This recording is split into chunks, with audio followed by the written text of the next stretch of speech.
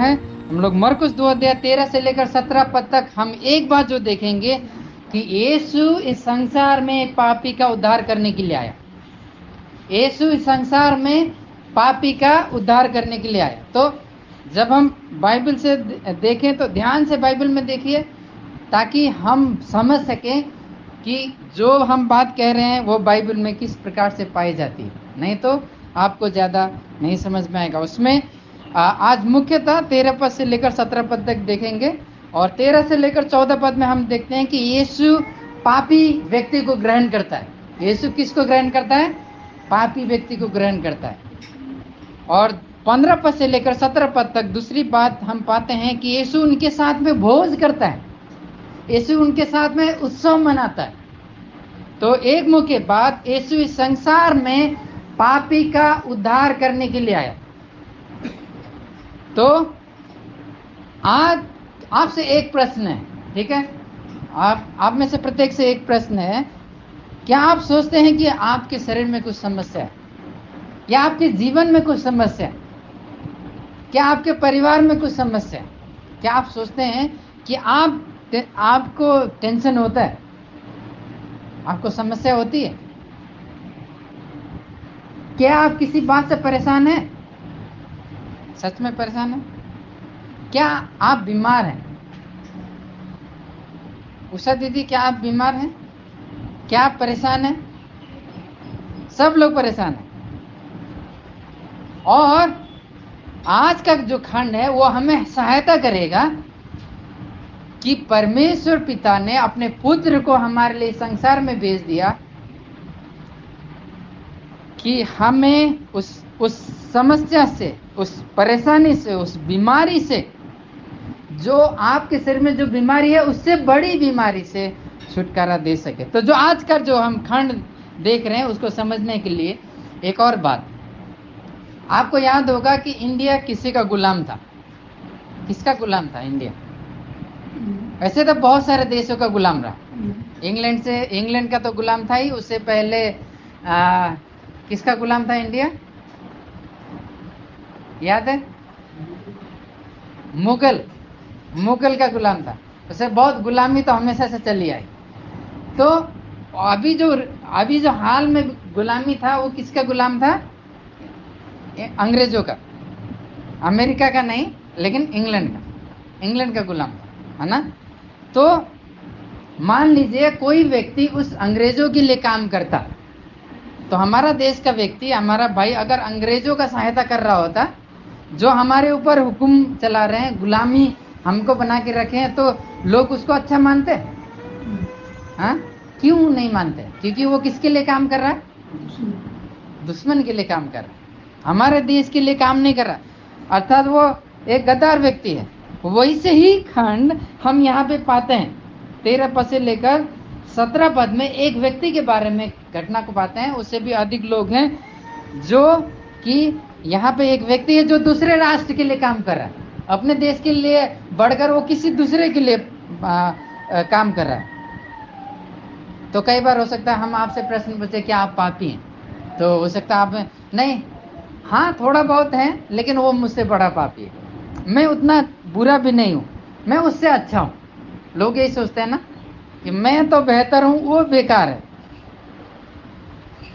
है ना?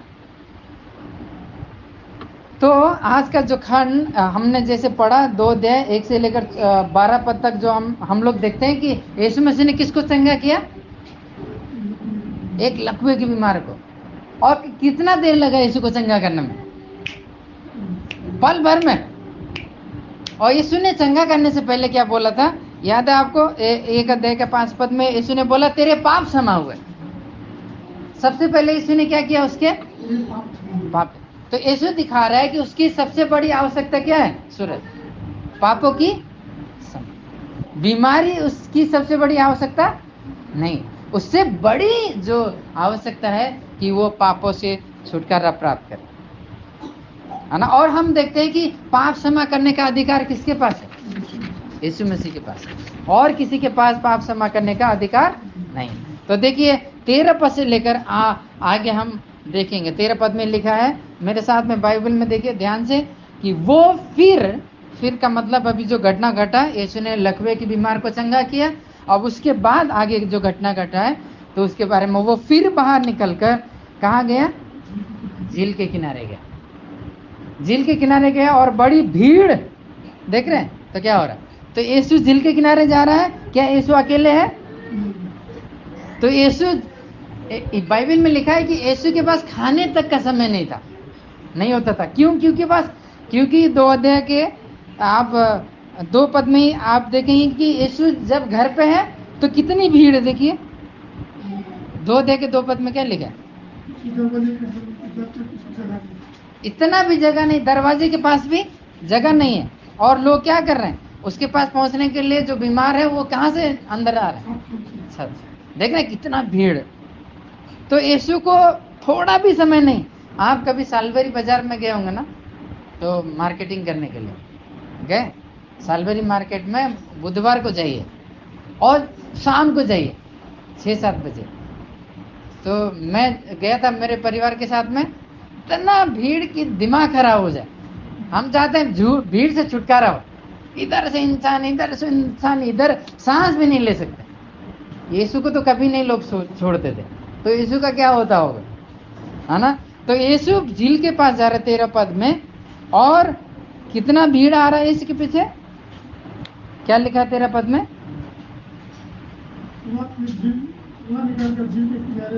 और कितनी भीड़ है उसके पीछे? बहुत बड़ी भीड़ उसके पीछे आ रही है। कितनी भीड़ आ रही है? तो भीड़ से वो घिरा हुआ है। और जैसे हम 2 अध्याय के 2 पद में हमने देखा था, वैसे ही यहाँ यीशु के पास टाइम नहीं है, मतलब अकेले उसके पास कोई समय नहीं है। और आगे क्या कर रहा है? जब भीड़ आई तो क्या यीशु मसीह चंगाई कर रहा है? क्या कर रहा है? यीशु क्या दे रहा है? उपदेश, प्रचार कर रहा है। यीशु के बारे में आपने 1 अध्याय के 35 से लेकर 38 पद में देखा होगा। चेले आते हैं यीशु के पास, यीशु चलिए आपको लोग ढूंढ रहे हैं। यीशु प्रार्थना कर रहा है, प्रार्थना के समय भी लोग नहीं छोड़ रहे हैं उसको। सुबह सुबह भी यीशु के पीछे चले आते। तो यीशु के पास चेले आते हैं तो यीशु ये नहीं बोलते चलो चलो कहाँ हैं लोग बीमार, आओ मैं चंगा करता हूँ। यीशु ने ये नहीं बोला। यीशु बोलते दूसरे जगह जाएंगे, वहाँ नहीं जाएंगे, दूसरे जगह जाएंगे, क्योंकि मैं क्या करने आया? प्रचार करने के लिए। यीशु मसीह क्या प्रचार कर रहा था? 1 अध्याय का 15 पद, 1 अध्याय का 15 पद पढ़िए भाई, क्या लिखा है? और ये कहने लगा समय पूरा हुआ और परमेश्वर का राज निकट है, मन फिरा और सुसमाचार पर मन फिराओ। मन फिराओ, क्या करो? परमेश्वर का राज निकट है, मन फिराओ। क्या प्रचार कर रहा है यीशु मसीह? मन फिराओ। अपने मन मर्जी से जीवन मत जियो, क्योंकि तुम अपने जीवन के राजा नहीं हो। कौन तुम्हारे जीवन का राजा है? परमेश्वर। और उसको अगर उस राजा के अनुसार नहीं जियोगे तो तुम्हारा न्याय होगा। इसीलिए इससे पहले कि देर हो जाए तुम क्या करो? मन फिराओ, सुधर जाओ, प्रभु के पास आओ, सुसमाचार पर विश्वास करो। सुसमाचार क्या है? बार बार हम सुसमाचार की बात करते हैं, है ना? बार बार, जैसे रोज अगर हमें पैसा मिले तो क्या हम पैसे से थकेंगे? अरे फिर से पैसा आ गया, कभी बोलेंगे अरे अब मत देना? हम बोलेंगे क्या? रात को हम जाते हैं सोने के लिए तो हम कहते हैं अरे फिर से सोना पड़ेगा, हम लोग ऐसे बोलते हैं। या कभी हम लोग मोबाइल पकड़ते हैं, अरे फिर चलाना पड़ेगा, ऐसे बोलते हैं हम, तो मजा आता है। तो जब हम सुसमाचार सुनते हैं तो सुसमाचार से भी हमें थकना नहीं है, क्योंकि यही तो मुख्य बात है, यही तो छुटकारे का संदेश है। और यही बात यीशु मसीह प्रचार कर रहा है। 13 पद में देखिए यीशु क्या कर रहा है? उपदेश दे रहा है। क्या उपदेश दे रहा है? परमेश्वर का राज्य का। वो क्या दे रहा है? वो चीज दे रहा है जो लोगों की सबसे बड़ी आवश्यकता है ना अभिज्ञान भाई? सबसे बड़ी आवश्यकता है। क्या आवश्यकता है? पापों से छुटकारा। अच्छा मान लीजिए आपके छोटे बच्चे, है ना, मेरे घर में छोटी बेटी है, उसको बहुत कुछ चाहिए होता है, ये भी चाहिए वो भी चाहिए, बोर्ड में हाथ डालना इधर भी उधर भी, तो उसको तो वो चाहिए, लेकिन हम उसको क्या करेंगे? मना करेंगे, बेटा वो तुम्हारे लिए ठीक नहीं है। और चॉकलेट मांगेगी, लेकिन चॉकलेट उसके लिए अच्छा नहीं, वो मांगेगी कुछ, लेकिन हम उसको वो नहीं देंगे, क्योंकि हम जानते हैं कि वो उसके लिए ठीक नहीं। हम वो देंगे जो उसके लिए ठीक है। वैसे यीशु मसीह अपने लोगों को वो बात दे रहे हैं, वो नहीं जो वो मांग रहे हैं। उनकी इच्छा तो बहुत कुछ है, लोगों की इच्छा के अनुसार परमेश्वर करेगा। तो लोगों की इच्छा हेलीकॉप्टर में घूमे, तो आपको हेलीकॉप्टर नहीं देगा प्रभु। आपकी आवश्यकता जो है वो परमेश्वर वो पूरा करेगा, है ना। तो जैसे हम अपने बच्चों का ध्यान रखते हैं, परमेश्वर उससे अधिक हमारे आवश्यकता को जानता है। और यीशु क्या कर रहे हैं? सुसमाचार प्रचार कर रहे हैं। 13 पद में वो उपदेश प्रचार कर रहे हैं। इंग्लिश में क्या लिखा है? 13 पद के अंत में 2:13 में तो उपदेश दे रहा है ना, हिंदी में लिखा उपदेश दे रहा है। और उसका प्राथमिकता क्या है? पापों से छुटकारा। और हमारी प्राथमिकता क्या है? हमारी सबसे बड़ी दिक्कत क्या है ना। तो अभी हम जितने बड़े हैं, क्या हम ऐसे ही रहेंगे? एक दिन क्या हो जाएंगे? और उम्र बढ़ेगा और उम्र बढ़ेगा, एक दिन बूढ़े हो जाएंगे, फिर हम संसार से चले जाएंगे। फिर हम किसके सामने खड़े होंगे? तो प्रभु पूछेगा हमने किस पे विश्वास किया, किस चीज के लिए जिया। हमने अरे बहुत अच्छे से पढ़ाई किया, बहुत अच्छे से पढ़ाई किया, बहुत बढ़िया पैसा कमाया। प्रभु बोलेगा शाबाश, क्या यही बोलेगा? हम अपने लिए बहुत अच्छे से जिए, बढ़िया से सोए, बढ़िया ध्यान रखा अपने लिए। प्रभु बोलेगा मेरे लिए क्या किया तुमने?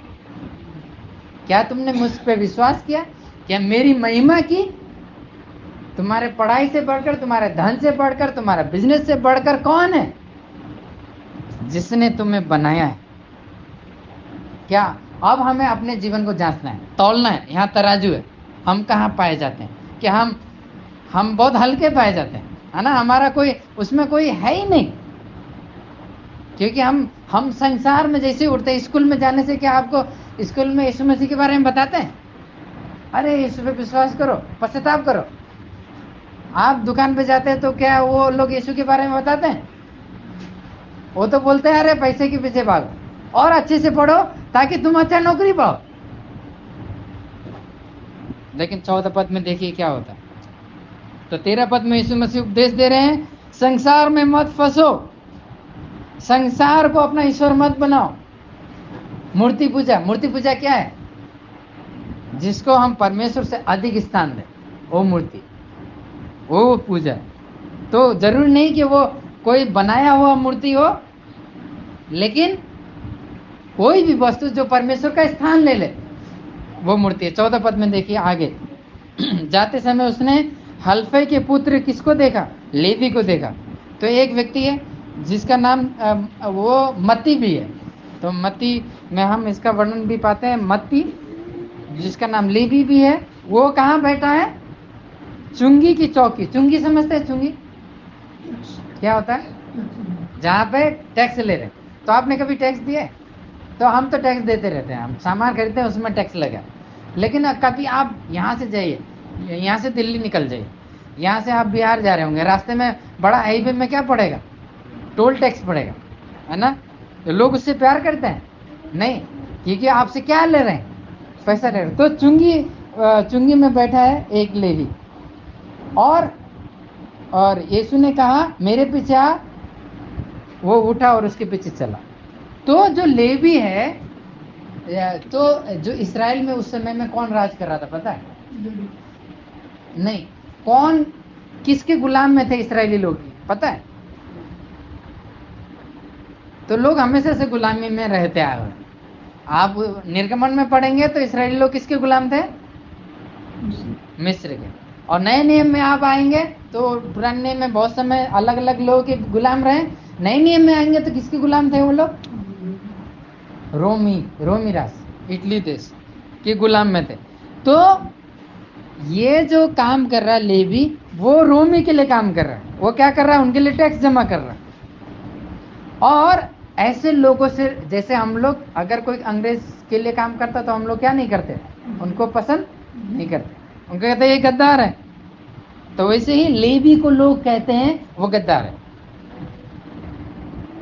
तो यीशु उसके पास जा रहे हैं, तो लोग सोचते हैं, वहां के अगुवे लोग सोच रहे होंगे, अरे वो तो पापियों के पास नहीं जाएगा। लेकिन यहाँ क्या कर रहे हैं, यीशु लेवी के पास जा रहे हैं और उससे बोल रहे हैं, क्या बोल रहे हैं, मेरे पीछे आ।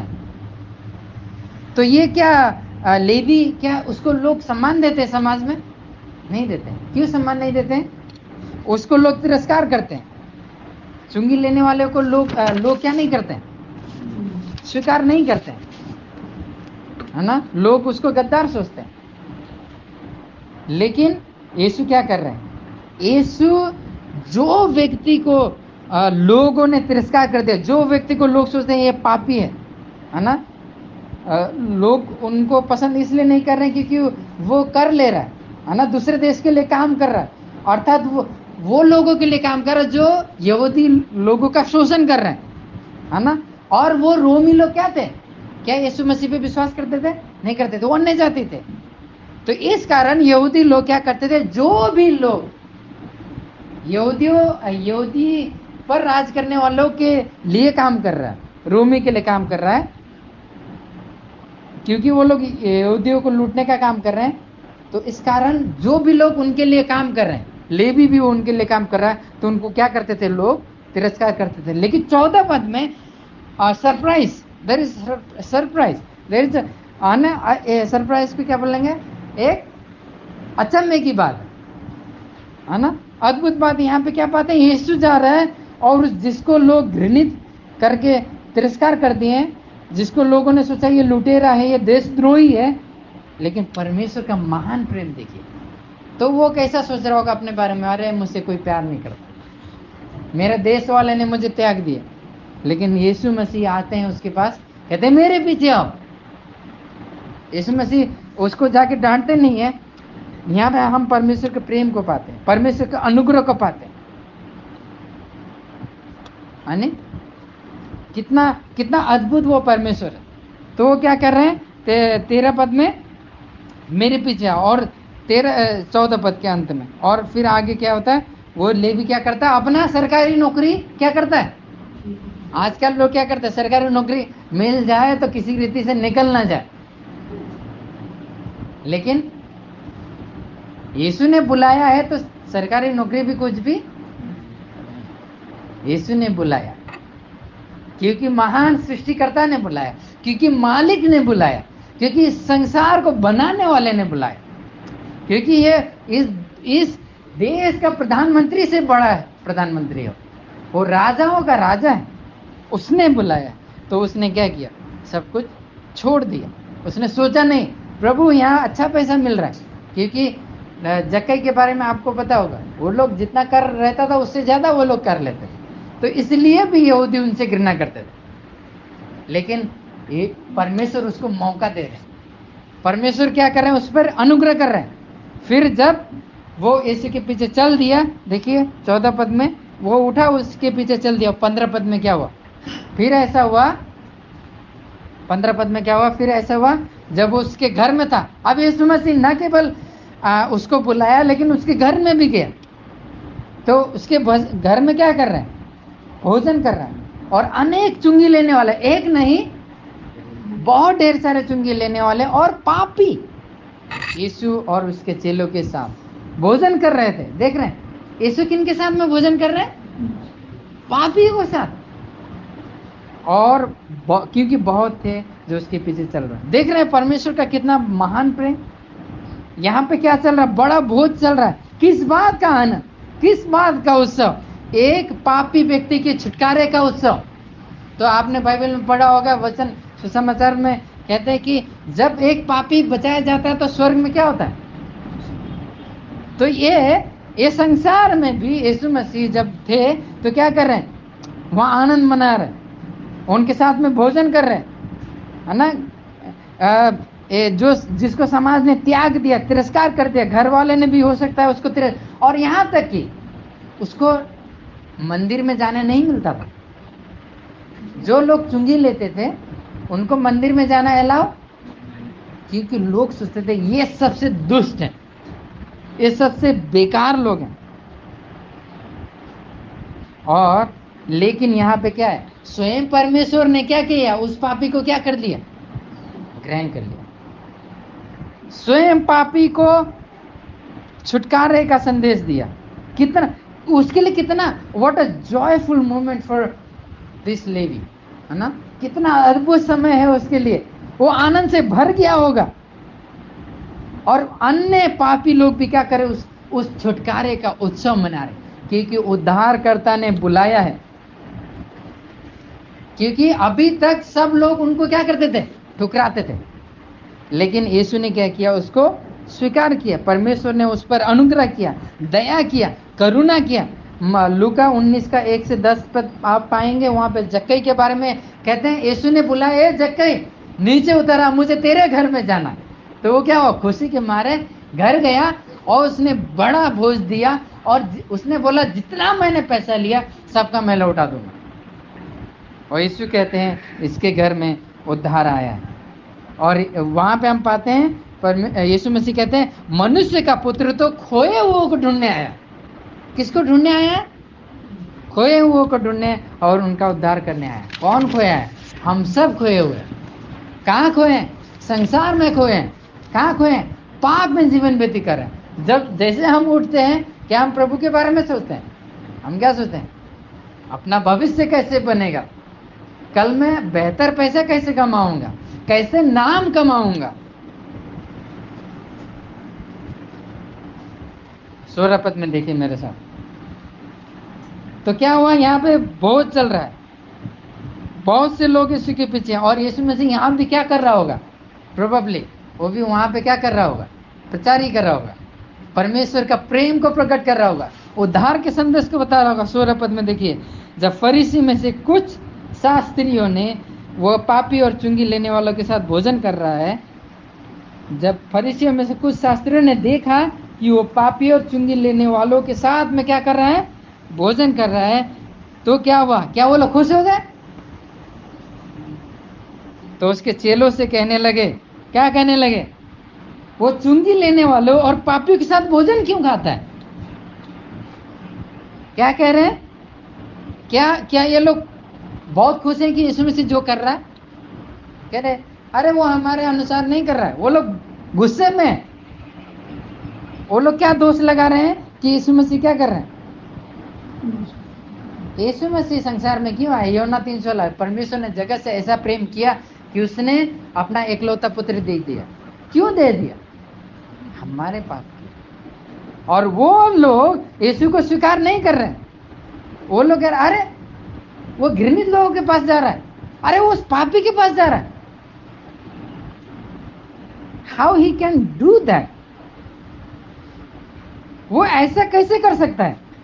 ये लोग क्रूर हैं, वो लोग हट्टी हैं, उनका हृदय कठोर है, उनका हृदय पत्थर का है। तो मान लीजिए पत्थर लीजिए और पानी में डुबो दीजिए, और एक दिन आप तोड़ेंगे, पत्थर अंदर से क्या होगा? फिर भी क्या होगा?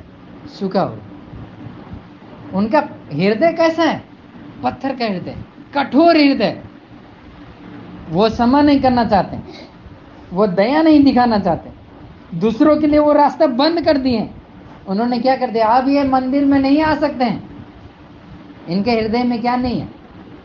क्षमा भाव नहीं है। लेकिन यीशु मसीह जब स्वीकार कर रहे हैं तो यीशु का वो लोग विरोध कर रहे हैं।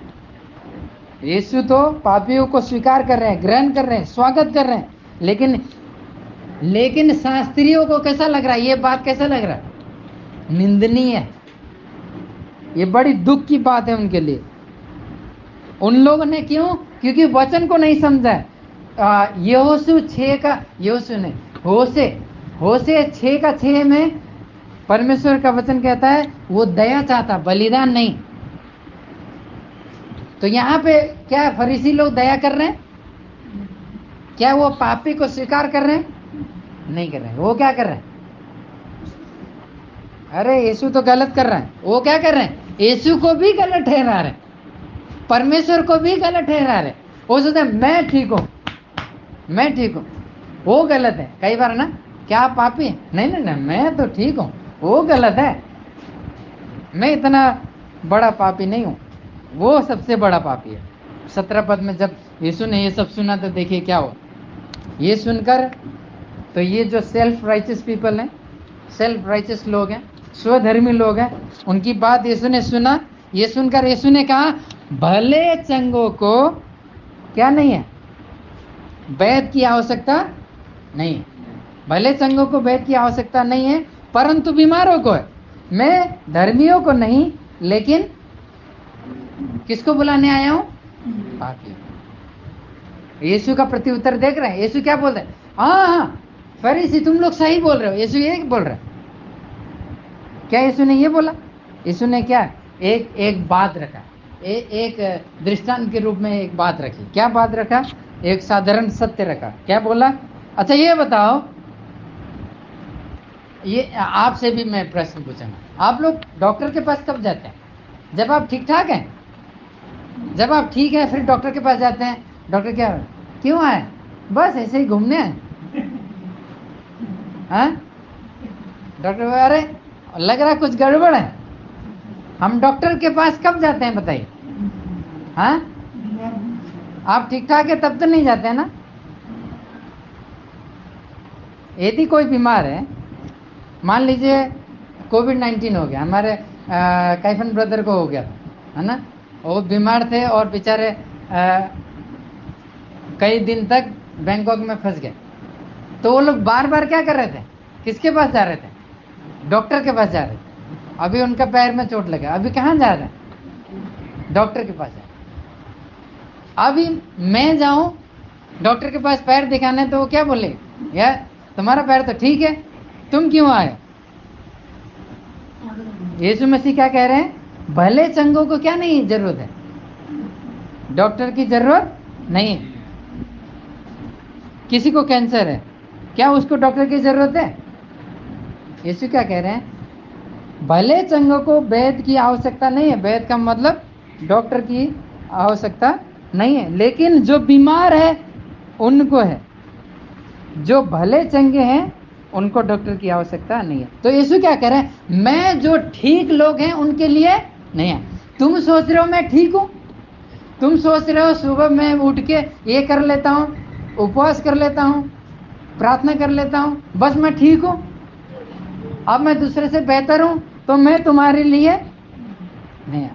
मैं बीमारों के लिए आया हूं, जो पाप में पड़े हुए, जो छुटकारा नहीं पा सकते, मैं उनके लिए आया हूं। जो यीशु मसीह क्या दिखा रहा है? सबसे बड़ी समस्या मैं किस लिए आया? यीशु मसीह ये नहीं कह रहे मैं हीलिंग मीटिंग करने के लिए आया।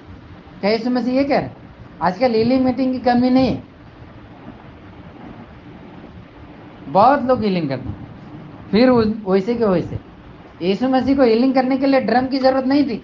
वो लोग बड़े बड़े ड्रम बजाते हैं, बड़े बड़े गिटार बजाएंगे, फिर स्टेज में नचाएंगे। क्या यीशु मसीह स्टेज लगा के ऐसे कर रहे थे? अगर वो बिजली चली जाए तो उनका सब हीलिंग भी बंद हो जाता है। यीशु मसीह ऐसा हीलिंग नहीं कर रहा। यीशु मसीह क्या कह रहा है? मैं हीलिंग करने के लिए आया हूं, लेकिन एक बड़ी बीमारी का हीलिंग करने आया। एक बड़ी समस्या, मान लीजिए किसी को अंदर से कैंसर है, या अंदर से पैर में पस जम गया, तो बाहर क्या मलहम लगाने से ठीक होगा? बाहर भी दवाई लगाने से ठीक होगा? उसका क्या करना पड़ेगा? अंदर काटना पड़ेगा, तब उसका पीप निकालना पड़ेगा, उसमें दवाई भरना पड़ेगा। यीशु मसीह क्या कह रहे हैं? मैं तुम्हारे हृदय की समस्या के लिए आया, मैं अधर्मी के लिए आया हूं, मैं धर्मियों के लिए नहीं आया हूं। यीशु बीमारों के लिए आया, अशुद्ध लोगों के लिए। तुम सोचते हो लेवी अशुद्ध है, मैं इसके लिए आया। तुम सोचते हो तुम पवित्र हो, मैं तुम्हारे लिए नहीं आया हूं।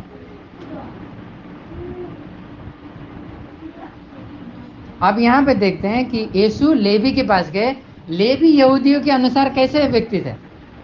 लेवी अर्थात जो कर ले रहा, वो कैसा व्यक्ति था? अशुद्ध व्यक्ति। लेकिन यीशु अशुद्ध व्यक्ति के साथ में संगति करने से अशुद्ध नहीं हो गया, लेकिन यीशु ने अपनी शुद्धता उसको दे दी। तो फरीसी क्या सोच रहे? अरे यीशु तो अशुद्ध हो गया, लेकिन यीशु क्या कर रहे हैं? जैसे हम लोग ने 1 अध्याय के 40 पद से 45 पद में देखा था कि यीशु ने कोढ़ी को शुद्ध किया। कोढ़ी को छूने के द्वारा यीशु अशुद्ध नहीं हो गया, लेकिन यीशु ने अपनी शुद्धता कोढ़ी को दे दी। वैसे ही यीशु ने लेवी के साथ में जो कर वसूल कर रहा है उसके साथ में संगति करने से वो अशुद्ध नहीं हुआ, लेकिन उसको क्या कर दिया, अपनी पवित्रता दे दी, अपनी शुद्धता दे दी, वो अशुद्ध नहीं हुआ। मत्ती 9:13 में भी यही कहता है यीशु मसीह, मैं बलिदान नहीं चाहता हूँ, मैं केवल रीति विधि नहीं चाहता हूँ, न केवल नाम के लिए नहीं चाहता हूँ, लेकिन मैं दया चाहता हूँ। वो लोग अपने बारे में क्या सोचते हैं, मैं संत हूँ। शास्त्री फरीसी लोग, हम लोग अपने बारे में क्या सोचते हैं, मैं ठीक हूँ, मुझे यीशु मसीह की थोड़ी जरूरत है, उतनी भी जरूरत नहीं। संत पवित्र वो लोग अपने आप को सोच रहे हैं बाहरी काम के कारण। और यीशु मसीह ने क्या कहा, ऐसे शास्त्री लोग सोना पोती हुई कब्र के समान है, बाहर से तो बढ़िया लग रहा है लेकिन अंदर क्या है, सड़े हुए हड्डी। यीशु मसीह क्या कर रहे हैं, तुम जो स्वधर्मी लोग हो, तुम जो अपने आप को सोचते हो मैं ठीक हूं, मैं तुम लोगों के लिए, तुम संतों के लिए नहीं आया हूं। तुम अपने आप को संत सोचते हो लेकिन तुम संत हो नहीं। जब तक तुम नहीं सोचोगे, किसी को अगर मान लीजिए कैंसर है, अगर वो बोले मुझे कैंसर नहीं है, क्या उसका इलाज हो सकता है? अगर किसी को कोविड हो गया, वो बोले नहीं मुझे कोविड नहीं, कितने दिन में वो लुढ़क जाएगा, क्या उसका इलाज हो सकता है? फरीसी लोग अगर बोले कि हम पापी नहीं है, तो क्या उनका उद्धार हो सकता है? यहाँ पे यही हो रहा है। यीशु मसीह क्या दिखा रहे हैं, उनकी सबसे बड़ी प्राथमिकता बाहरी नहीं लेकिन आंतरिक है, हृदय की समस्या को दूर करना। अर्थात यीशु मसीह क्या दिखा रहे हैं, तुम आत्मिक रूप से मरे हुए, तुम परमेश्वर से दूर हो, तुम बाहरी काम करने के द्वारा सोच रहे हो मैं धर्मी बन गया हूं, और लेकिन तुम क्या कर रहे हो, पापी को तिरस्कार कर रहे हो। तुम इफिसियों 2:1 से लेकर 3 तक हम पाते हैं कि हम आत्मिक रूप से मरे हुए थे, लेकिन 4 पद से आगे देखते हैं कि परमेश्वर ने हम पर दया किया और हमें जीवित किया, अनुग्रह के द्वारा हमारा उद्धार हुआ। इफिसियों 2:8 पद, अनुग्रह के द्वारा विश्वास है। तो मरा हुआ व्यक्ति कैसे विश्वास कर सकता है? तो वहां लिखा है कि उसने हमें पहले जीवित किया। तो मरा हुआ व्यक्ति कोई कभी विश्वास नहीं कर सकता। तो सब कुछ कौन करता है? प्रभु का कार्य। मान लीजिए आज आप वचन सुन रहे हैं, क्या आप सोच रहे हैं अरे ये वचन तो ठीक है, ये आज मेरे लिए नहीं है क्योंकि मैं ठीक हूं? क्या आप, अगर आप ये सोच रहे हैं तो आप धोखे में हैं, आप गलत हैं। अगर आप सोच रहे हैं कि आप ठीक हैं तो आप क्या हैं? ठीक नहीं है लेकिन धोखे में, आप गलत हैं। पौलुस 1 तीमुथियुस 1:15 में कहता है, अगर आप लिखते हैं तो लिख सकते हैं, 1 तीमुथियुस 1:15 में पौलुस कहता है, जो कि प्रेरित था, वो कहता है सबसे बड़ा पापी मैं हूं। क्या आप सोचते हैं सबसे बड़े पापी हैं? कहता है नहीं, सबसे कम पापी। अगर बोलना भी पड़े पापी हैं तो मैं सबसे कम पापी। लोग तो यही सोचते हैं ना। अगर आप सुसमाचार लोगों को देंगे तो लोग स्वीकार करने के लिए तैयार रहते हैं? नहीं, वो सोचते हैं हम ठीक हैं, हमें यीशु मसीह की आवश्यकता नहीं है। तो शास्त्री और फरीसी भी तो यही कर रहे थे।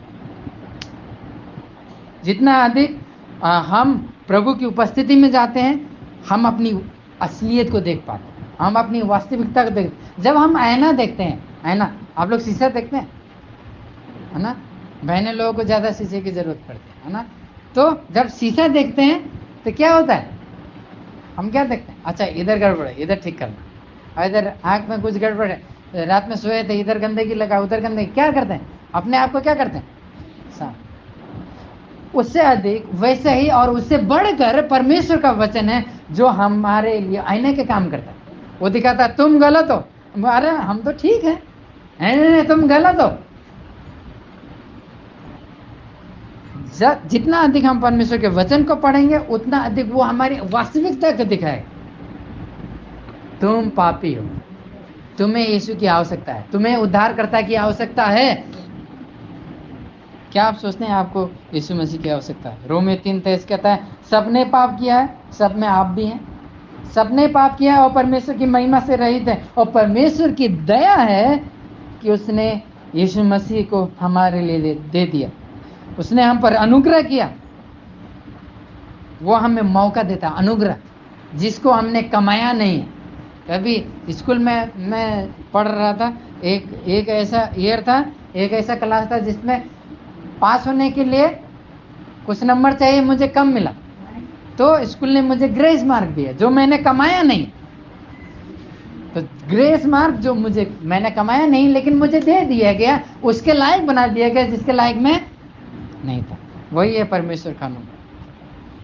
यीशु मसीह, जब हम लोगों ने याद किया था पिछले संडे को, यीशु मसीह क्रूस पे मरा और मृत्यु को हरा कर वो पुनः जीवित हो गया। संसार में कोई दूसरा इंसान है जो मरा और फिर जी उठा?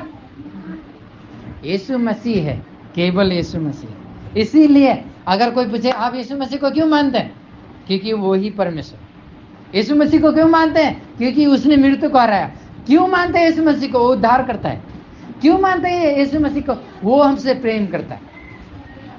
उसको छोड़ कोई दूसरा ईश्वर नहीं है।